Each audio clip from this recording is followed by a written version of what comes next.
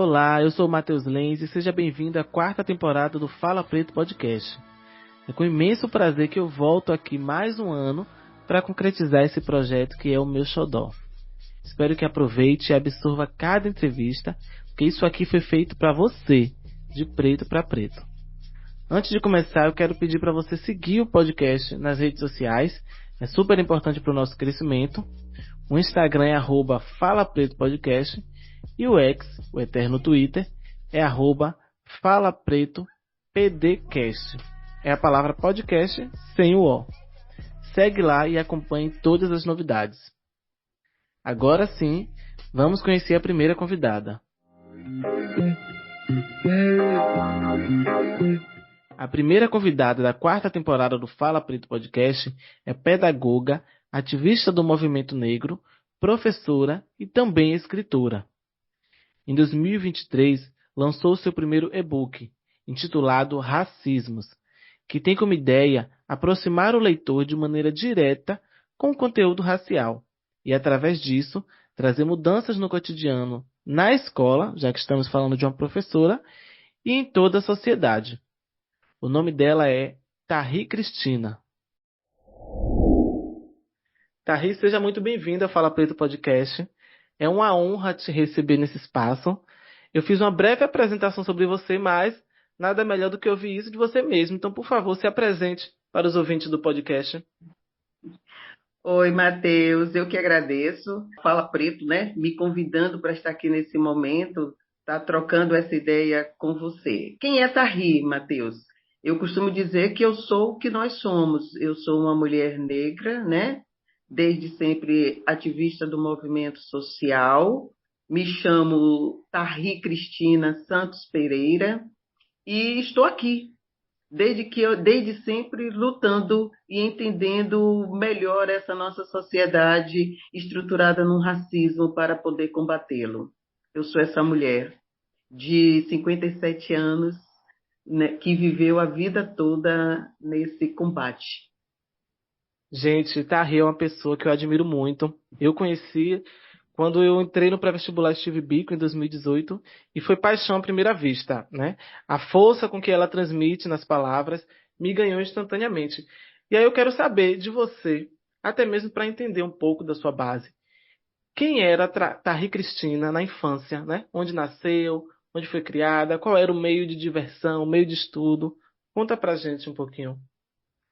Assim, Matheus, eu costumo dizer que eu sou oriunda, né? Essa mulher que hoje vos fala, ela tem uma força muito ancestral e vinda de uma comunidade periférica aqui de Salvador, Bahia, que é do Alto das Pombas. Foi essa comunidade que me deu a régua e compasso desde sempre. Eu nasci nessa comunidade, cheguei lá com 5 anos de idade, né? Sou a oitava de. Somos 8 irmãos, né?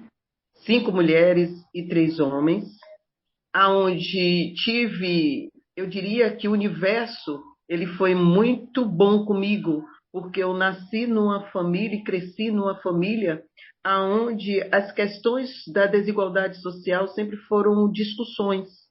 Então, a minha mãe, principalmente, ela sempre foi uma líder comunitária dessa comunidade. E chego até a me emocionar, porque foi com ela que esses oito, oito filhos que ela teve aprenderam a entender a desigualdade social. E depois entender que a pobreza tinha cor, o racismo. Então, com 10 anos de idade, Matheus, 10 anos, pense aí, eu já estava liderando um grupo de jovens que, diga-se de passagem, dentro da igreja. Porque a igreja, no momento, né, entre a década de 80, 90, ela tinha um papel relevante a depender da comunidade onde ela estava. E Sim. a comunidade do Alto das Pombas, por ser uma comunidade até hoje, que tem uma importância muito grande do ponto de vista político, pelas organizações que se encontram ainda lá, como o Grupo de Mulheres do Alto das Pombas, o qual minha mãe foi coordenadora durante um bom tempo, me fez crescer nesse diálogo e nessas discussões. Então, com 10 anos, eu liderava esse grupo. Depois dos 10 anos, eu vi minha irmã mais velha ser uma das fundadoras do Partido dos Trabalhadores, e junto com ela, eu estava lá nessas reuniões.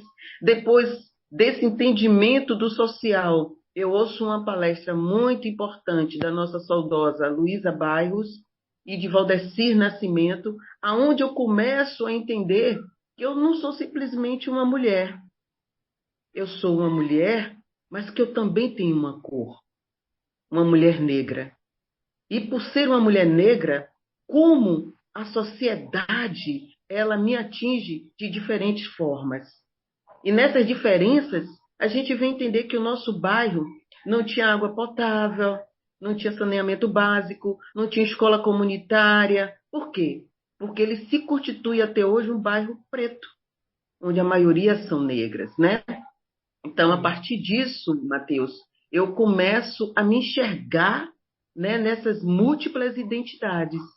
Uma mulher, mulher negra, mulher pobre. E que eu digo tenho até hoje, um papel muito importante na sociedade, que é fazer com que outras pessoas se percebam nesse contexto de ser negro, mas, acima de tudo, é buscar uma postura reativa a algo que eu também vi compreender mais tarde, que é estrutural, que é o racismo.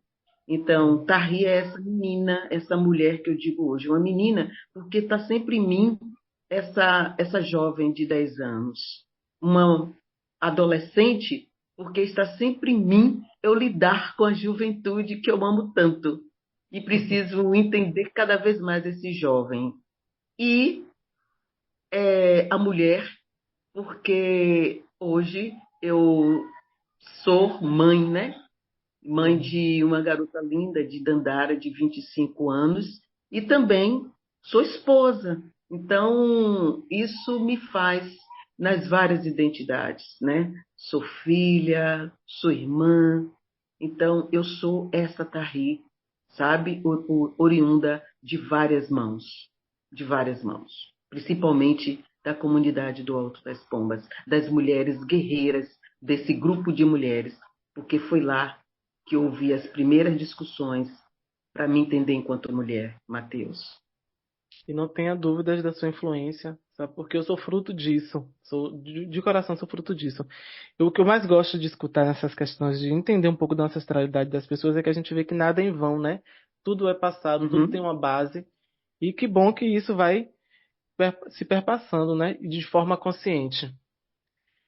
Em 2023, você isso. lançou seu primeiro e-book, né, intitulado Racismos, que explora de Uhum, forma didática várias formas do racismo e como ele se uhum, manifesta em nossas vidas. uhum, Me conta como uhum. surgiu o desejo de criar esse e-book, né, sobre um tema que infelizmente ainda é atemporal em nosso país. Exatamente. Olha só, Matheus, eu sou gestora de uma escola do município, né? Então, eu trabalho com crianças, né, da educação infantil, de 2 a 5 anos, lá na comunidade do Alto das Pombas. E aí as pessoas podem estar se perguntando, ela voltou para a comunidade? Sim, claro. Eu devia isso à minha comunidade. Então, quando eu passo no concurso público, né, e já tinha um movimento de ação na comunidade, a diretora naquele momento, né, ela me convida e nós vamos à secretaria e aí a gente vai costurando eu retornar para a escola Tertuliano de Góes, por sinal a escola se chama Tertuliano de Góes.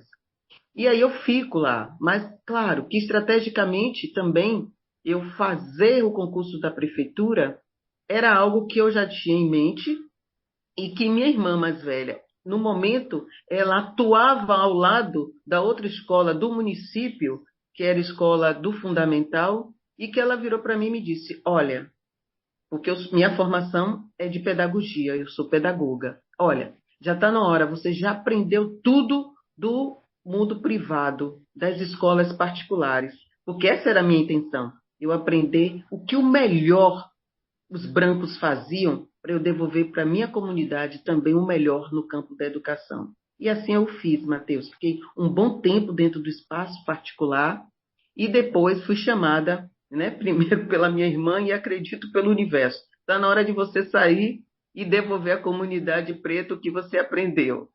E aí eu tive, pela minha competência, eu não vou dizer sorte, porque a sorte a gente delega ao universo. Mas em primeiro lugar, nossa competência eu passei no concurso, Sim. como professora e coordenadora.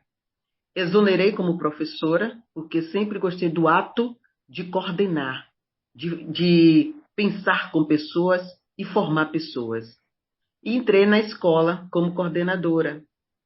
Hoje estou como gestora, mas foi uma trajetória, né? Coordenadora, vice e depois gestora. E o que que me chama a atenção para estar escrevendo esse livro Racismo? Uma das coisas é, primeiro, a lei tem 20 anos, Mateus, a lei 10.639/03. E ainda é tão incipiente esse diálogo dentro das escolas do município e se é incipiente a discussão, imagine uma prática pedagógica. A Lei 10.639 é uma lei que foi aprovada em 2003 no Brasil pelo presidente Lula, tornando obrigatório o ensino da história e cultura afro-brasileira nas escolas de ensino fundamental e médio. A lei também incluiu o dia 20 de novembro, considerado Consciência Negra, no calendário escolar.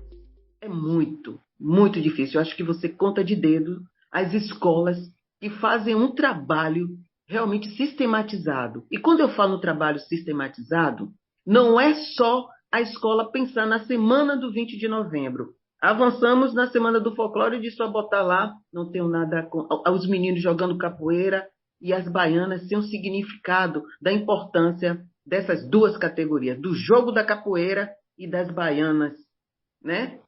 E Sim. aí eu percebo que avança nisso um pouco, mas chega na semana, no mês de novembro, aí você vê as escolas fazendo ações. Só que não entendem que hoje nós vivenciamos um currículo racista, um currículo que é base totalmente do etnocentrismo, né? Eurocêntrico. E a gente precisa fazer com que isso caia por terra e dê visibilidade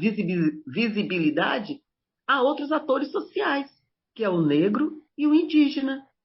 Então, escrever o livro Racismo, para mim, foi um choque no sentido de perceber isso com muita frequência, o não diálogo em colegas do município. E muitos colegas que me acionam para eu tentar resolver problema dentro das escolas pautados em questões raciais. Aí eu disse, pomba, eu preciso fazer alguma coisa fora de estar falando. As pessoas precisam entender, por isso que é realmente um livro muito do iniciante no letramento racial. Esse é o primeiro ponto. O segundo, mais ainda, eu lido com pais na comunidade. E eles também não sabem que o que o governo, o Estado oferecem a eles, dentro das escolas, dos espaços públicos, é racial. E como é que é racial?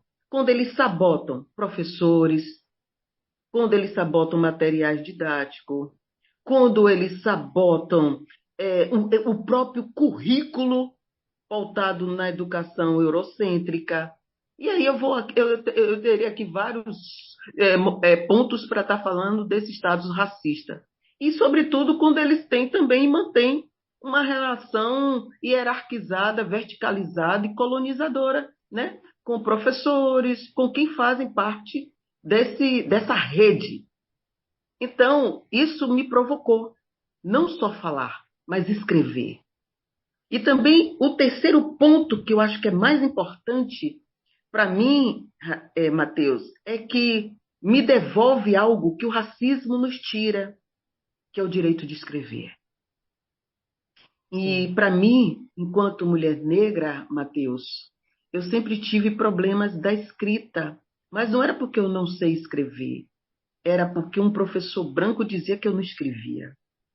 E isso eu levei durante um bom tempo, sabe? O racismo mata a gente de vários aspectos, sobretudo na escrita, na leitura, na nossa criatividade, nas artes, no jeito de nosso ser, ou seja, no jeito da gente lidar com esse corpo nosso vivo.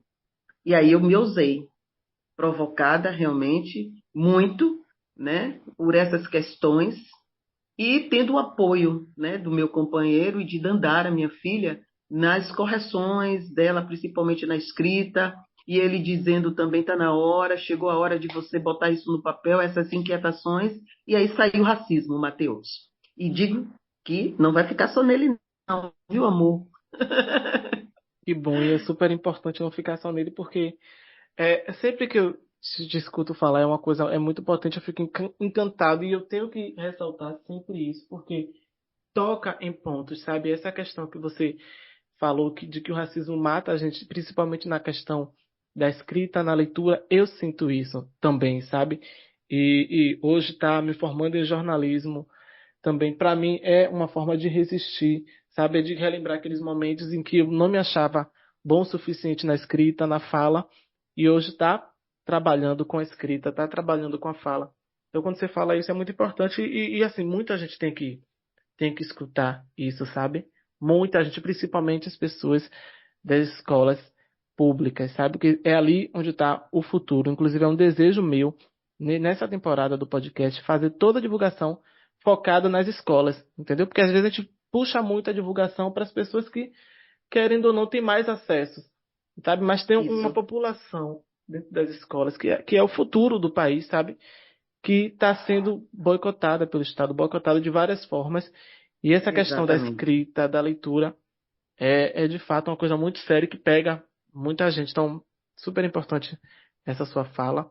E aí já puxa como gancho para a próxima pergunta, né? Que não é algo agradável falar sobre racismo. E aí eu queria saber se teve algum desafio ao você escrever, né, esse livro, abordar assuntos tão sensíveis por meio da escrita. Mateus, eu diria que o desafio maior foi eu me perceber, né? Porque eu conto no livro, é, olhe como são as coisas. Eu inicio falando que 10 anos eu estava liderando um grupo de jovens, mas foi com 10 anos que eu sofri o primeiro ato racial na minha vida. Foi quando um menino, eu me emociono, viu, Matheus? Foi quando um menino branco, dentro da escola particular, que meus pais ousavam colocar os filhos na escola particular, porque eles diziam a gente, e dizem, né, minha mãe, que meu pai está em memória, de que o poder o conhecimento é poder, sabe? Eles sempre falaram isso para a gente da educação como prioridade nas nossas vidas. E foi lá, numa escola particular, que eu vivenciei o primeiro ato racial, que foi de um menino branco não querer dançar comigo a quadrilha. E eu falo isso no livro. Isso mexe muito comigo. E eu acho que a gente entender como o racismo ele atravessa a nossa vida é fundamental. Mas aí as pessoas, e a você, Matheus, eu vou dizer algo. A gente não dá conta sozinho. E eu vim perceber isso muito como mulher negra na idade que estou, através da terapia. A terapia tem me ajudado muito a me constituir cada vez mais enquanto essa mulher, sabe, mãe, negra, sabe, que como isso, como o racismo, gente, é uma doença. Eu diria que é um problema que a gente precisa, de fato, encarar, porque, gente, só um negro e uma negra sabe o que é viver uma situação racial. E olhe que eu levei isso dos 10 anos até então. Impacta Então, tanto a gente, né? pois é, ele atravessa muito os nossos corpos, muito, Mateus. E olha que eu estava com 10 anos e eu estava no contraponto, entendendo uma desigualdade social, liderando um grupo e no outro vivendo uma situação que eu não entendia que aquilo era racial.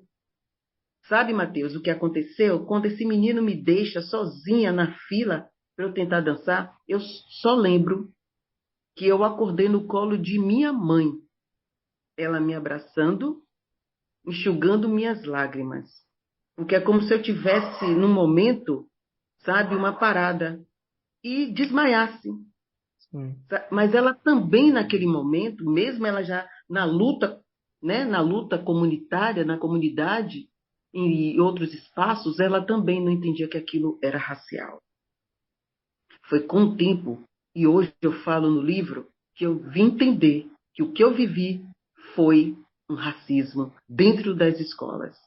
Um racismo que até hoje é vivido por muitas crianças negras nos espaços públicos e nos espaços privados. A Esse foi um ponto.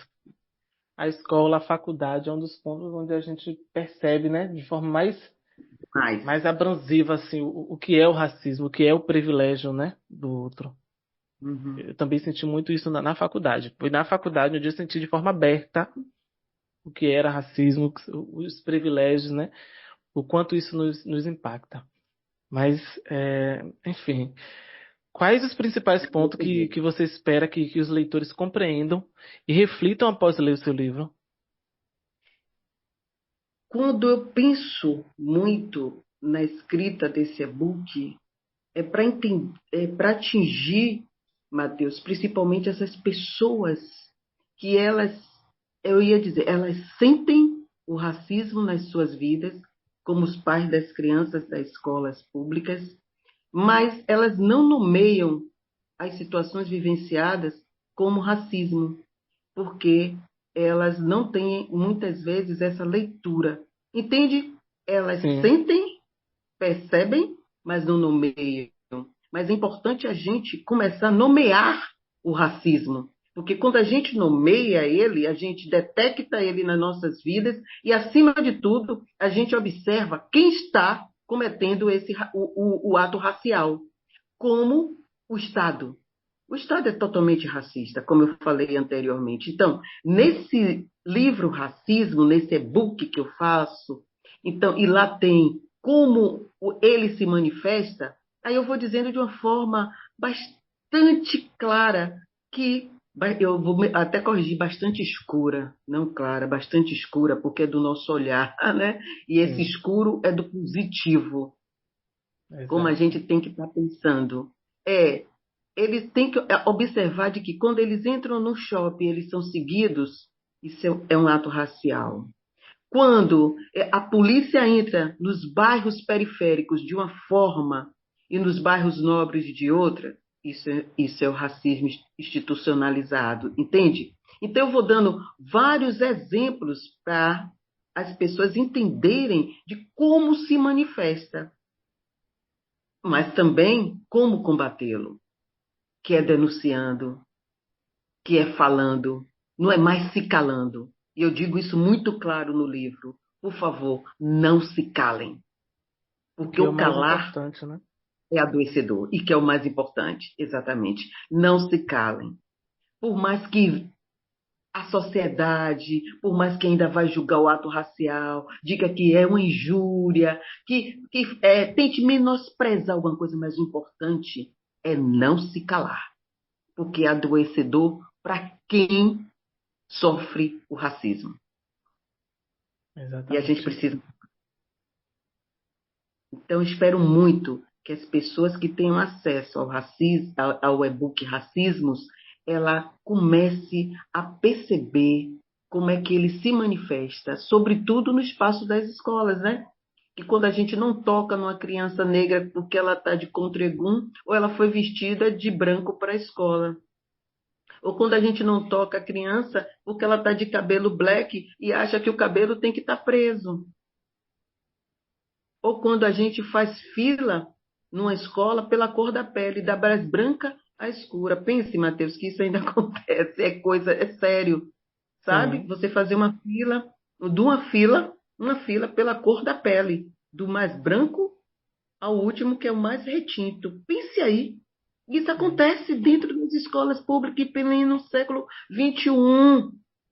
E aconteceu no ano de 2023. É um absurdo imaginar essas coisas, né? Absurdo. Pois é. Onde É, outras crianças se acham no direito de chamar de macaco, de macaca. O que é isso? O que é isso, gente? É porque essas crianças brancas, elas estão aprendendo a odiar o outro. E assim como disse Mandela, se elas aprendem a odiar, também podem ensinar elas a amar e respeitar o outro. Sim. E de onde vem isso? Da escola. Porque como eu sou pedagoga, eu tô enfatizando muito aqui na nossa entrevista o papel da escola, que é desafiador. E eu conclamo agora as pessoas que estão nesses espaços a repensarem que tipo de sujeito humano ela é, em que lado ela vai ficar. Se ela quer uma sociedade respeitosa na diversidade, ou se ela quer manter isso que a gente está vivenciando aí, uma sociedade de intolerância religiosa, homofóbica, misógina, racista, elitista, tudo de ruim, e outorgada pelos brancos machistas, racistas desse país. A gente precisa mudar isso. E a escola precisa entender que ela tem um papel de relevância. Porque na medida que ela atinge o filho do outro, seja do branco ou do negro, obviamente ela vai atingir a família também. Por isso que eu não falei na família como primeiro lugar. Apesar de que ela aprende coisas na família, mas a escola tem um papel transformador. Sim. É isso Você que tem, eu quero do livro Racismos. Diga, amor. você tem algum plano futuro de lançar outros trabalhos com essa temática racial? No início você falou que não ia ser o primeiro, né? Então, pode adiantar alguma Uhum. coisa? Então tem o que vem aí? O que podemos esperar de Tari Cristina? Posso, Matheus, posso sim. Sabe, uma coisa que já vai estar, eu acredito que em março, no canal. No canal eu Sim. vou estar contando as histórias que eu quero contar para Hum, crianças negras e brancas, a partir de relatos vivenciados por crianças em diversos espaços do racismo. Então eu vou transformar isso em contos. Já estou, sabe? Já está bem ali, bem forte isso. Já vai sair a primeira história, mas eu não vou dizer o título aqui. não, não conte. Tá. Mas em março a gente já está lançando no canal, certo? Eu já vou botar ele bem a periodicidade. Talvez a gente está aqui pensando com a equipe, né? Logística, se uma vez no mês, se duas vezes no mês, para estar contando essas histórias de uma forma de conto para as crianças, porque hoje eu penso muito que são elas também, sabe? Que vão mudar essa estrutura. Com E eu certeza. acredito que tem um papel fundamental nesse aspecto. Esse é um ponto. O outro é o que você falou anteriormente, que lembra, eu, dentro do Instituto Steve Biko, e aí eu peço permissão a você para falar do outro lugar que também me fortalece, né? E me fortaleceu, foi o Instituto Cultural Steve Biko, né? Que Sim. é essa casa, esse lugar, essa família que jovens negros e negras pensaram em abrir portas para estudantes entrarem na universidade.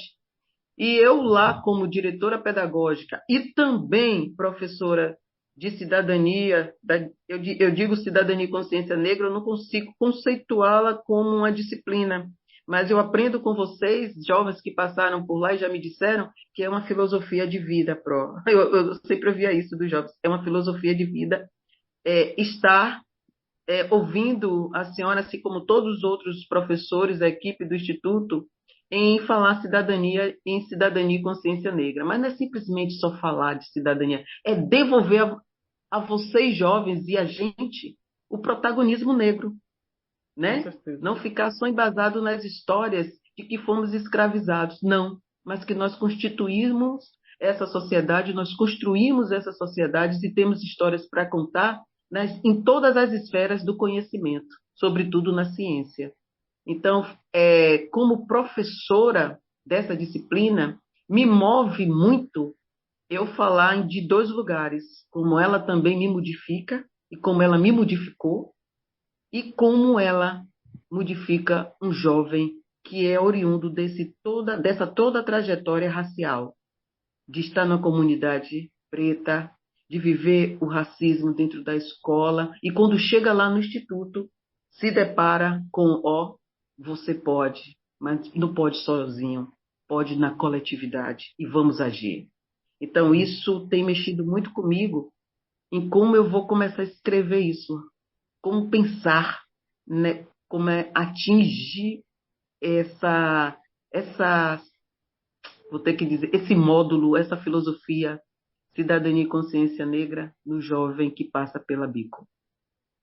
Quando me Eu estou perguntam querendo sobre a Bico, quando eu falo sobre a Bico, eu digo que é um lugar de transformação, que você entra de um jeito e sai de outro. E, de fato, é realmente isso. A Bico, ela te transforma, ela te ensina a nomear as coisas, te ensina a ter a vontade de ir para cima, sabe?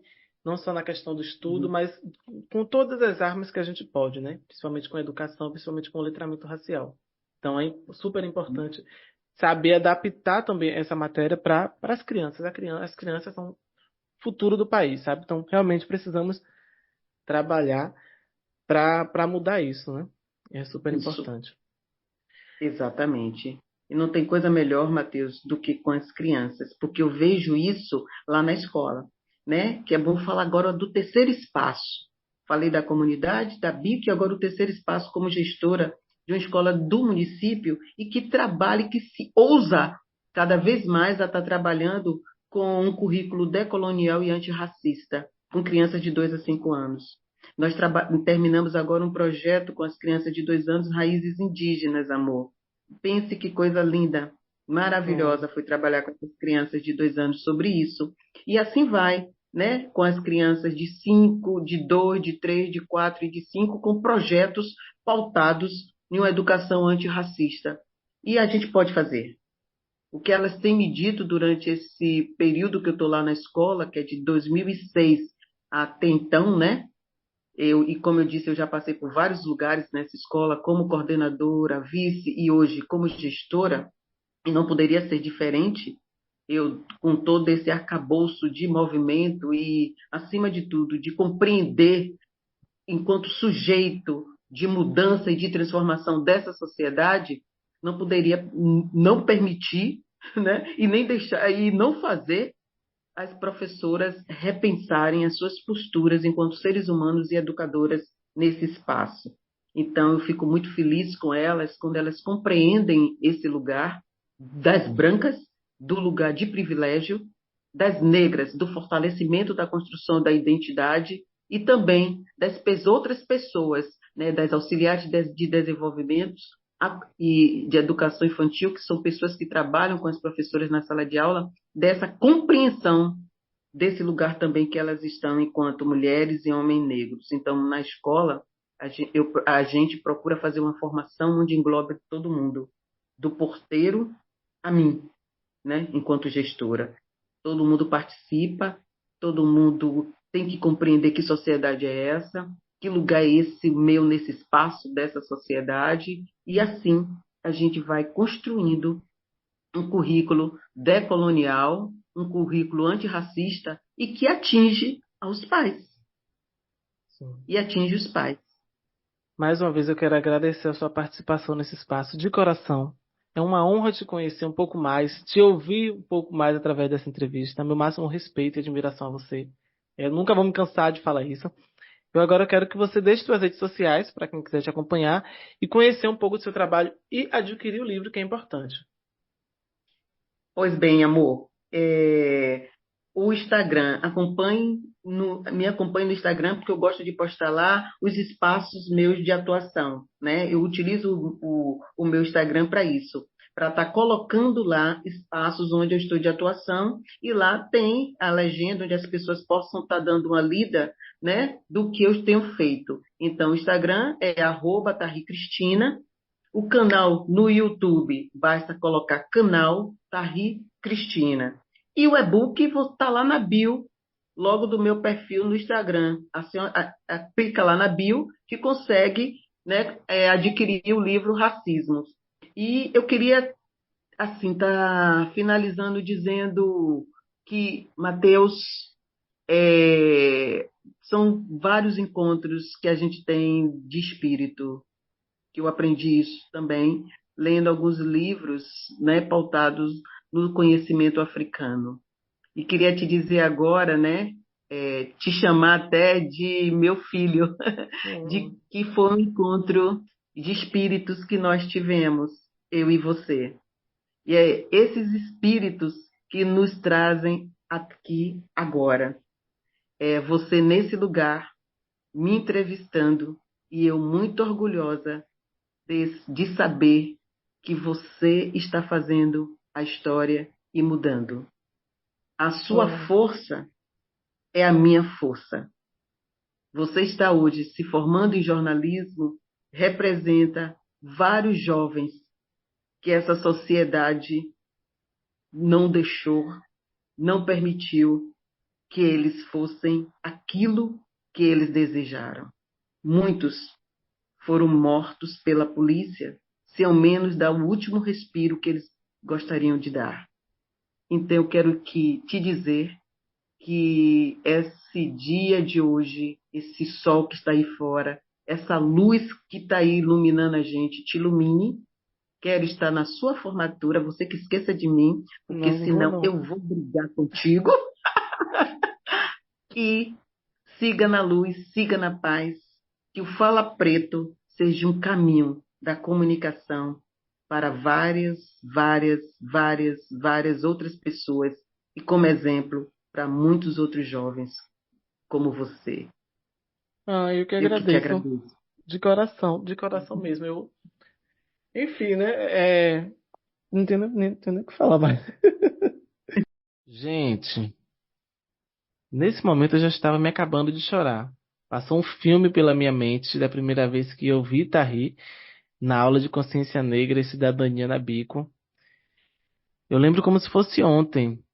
A sensação que eu tive quando ouvi a Tari falando, a potência da voz, sabe? A gente se sente capaz de tudo. E também veio na mente o momento que eu precisei interromper meus estudos na Bico. Eu ingressei na Bico em 2019. Na época eu estava estudando para fazer o Enem. Já morava sozinho, mas estava desempregado, apenas com seguro-desemprego. E aí eu comecei a fazer aulas na Bico, até que eu consegui um emprego no call center e tive que deixar a turma. Foi um dos momentos mais difíceis para mim, porque estar na Bico era um grande sonho para mim, né? Estar rodeado de pessoas potentes, compartilhar daquele conhecimento e ter que sair, né, para trabalhar, para me manter, foi uma escolha muito difícil. E aí eu lembro quando eu fui chorando comunicar que teria que sair e Tarri estava lá. E tem uma camisa da Bico até hoje e ela tá guardada, porque quando eu fizer meu ensaio da formatura, vai ter uma homenagem pra Bico com aquela camisa. Então assim, Tarri tem um espaço super importante no meu coração. E eu quero deixar aqui explícito nesse episódio meu eterno amor, minha eterna gratidão a essa mulher guerreira que inspira muitas pessoas, que faz parte da minha vida. Mas não tenha dúvidas que eu compartilho desse mesmo sentimento. Eu entendo essa questão, eu sempre digo que o que o mundo carnal não ensina, não mostra, o espiritual ele mostra, sabe? E eu Isso. concordo, eu compartilho dessa questão de encontros de espírito, sabe? Eu tenho uma gratidão imensa por você. Eu sempre encontro Dandara nos rolês, a gente sempre se fala. E é isso, muito obrigado, de coração. Para você que ficou até agora, muito obrigado pela sua companhia. Se cuide. Na próxima semana tem mais um episódio do Fala Preto Podcast. E um beijo. Beijo, Matheus. Obrigada, né? Obrigada e obrigada.